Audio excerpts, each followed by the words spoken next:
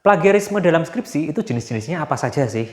Nah, sebelumnya saya sudah jelaskan plagiarisme itu apa. Hari ini saya akan contohkan beberapa jenis atau bentuk plagiarisme yang biasa ada di skripsi. Yang pertama, mengutip seluruh tulisan atau bahasa lebih jelasnya adalah menggunakan tulisan orang lain yang kita ganti nama dan kita akui itu sebagai karya kita.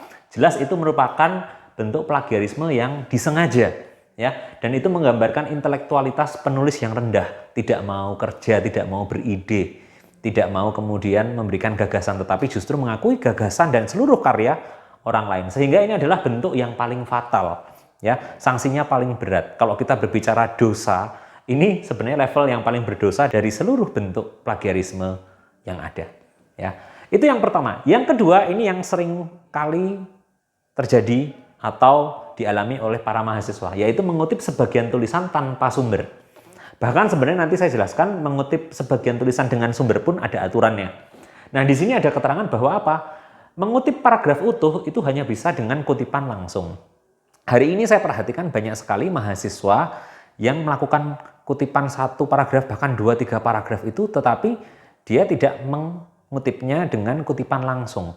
Ya, dia langsung saja menulis seperti paragraf biasa, dan tanpa mencantumkan sumber siapa penulisnya. Kira-kira seperti itu. Ya.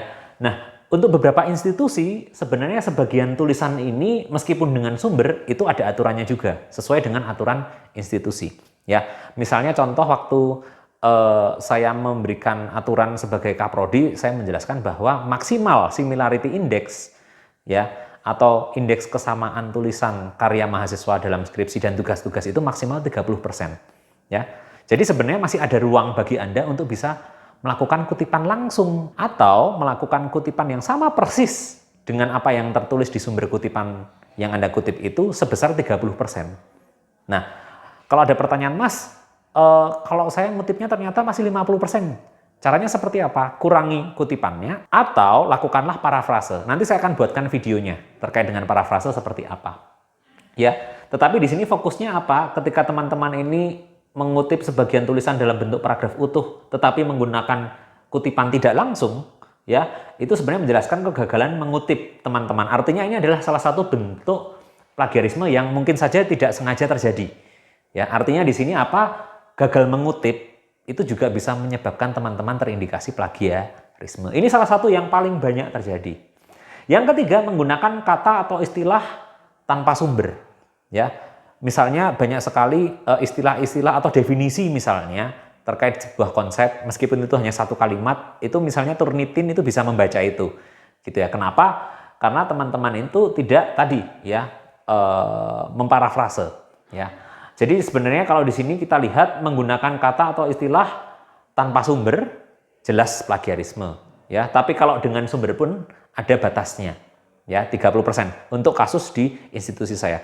Mungkin di tempat teman-teman ada yang 25%, misalnya kalau untuk nulis jurnal atau di universitas lain ada yang 40% dan seterusnya. Itu tergantung bagaimana ketetapan dari institusinya. Ya.